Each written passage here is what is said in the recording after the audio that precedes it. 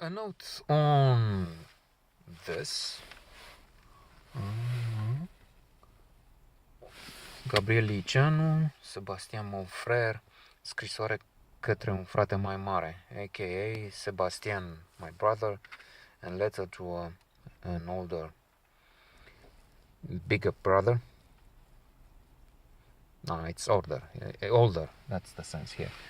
Gabriel Liiceanu, one of the smartest men, I mentioned that for his Forbidden Door Ușa Interzisă, one of the smartest, a note which is on my list here on YouTube and Goodreads. One of the smartest guys in the room, anywhere, in any room, not in the sense used originally for the Enron crooks, who were supposedly the smartest guys in the room, only they bankrupted and turned to dust such fortunes. Who is comparing himself here, or emphasizing a bond, a closeness, a brotherhood, actually, from the title. We learned that. Between him and Sebastian, and more broadly, a sameness, a relation with, if not blood relation, I'm sorry, with Jewish people. There is maybe another dimension. I mean, we all know that Jewish people suffered throughout millennia in Europe. They've been persecuted, burned to death, and then to culminate, a zenith reached with the Nazi regime.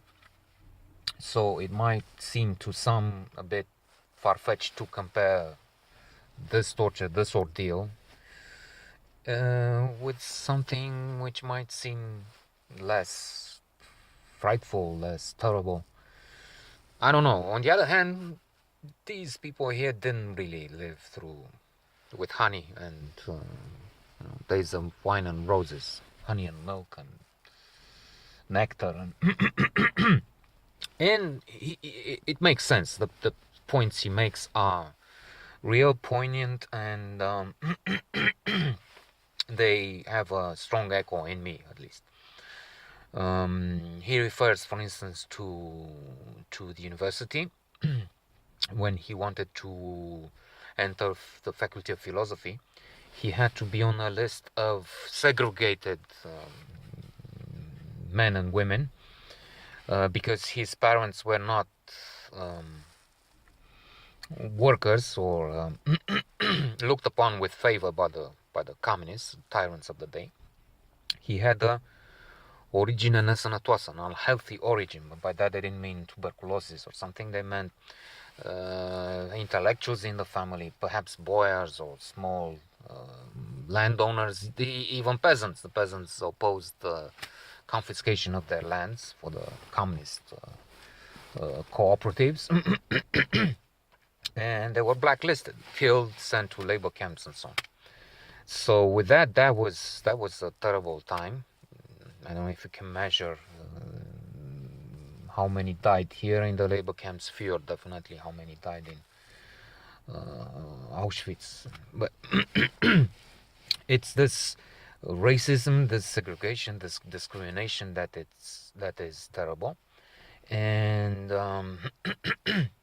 he mentions another episode later, during which Neanderthal men called for blood. It was during the Mineriade in 1990, and then afterwards.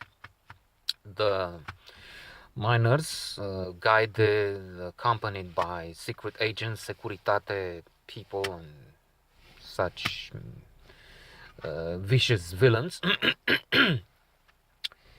And so Neanderthal men descended upon the capital, and they called for blood.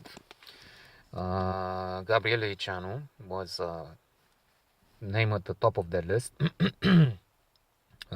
because that's what their leaders told them it must be.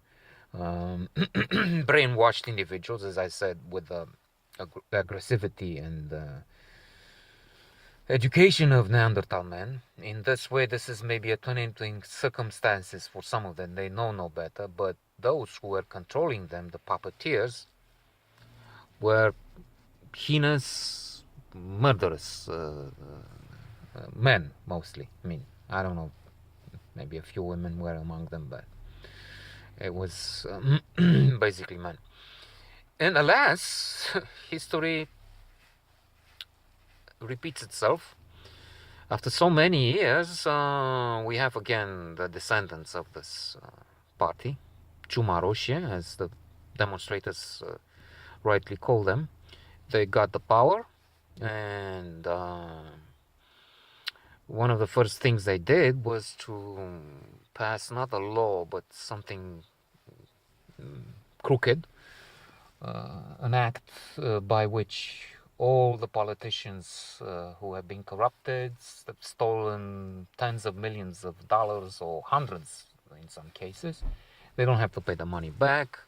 They increase the limit so you can steal, I don't know, 100,000. I'm just giving a figure. It doesn't matter. $100,000 with no problem. They taken out all sorts of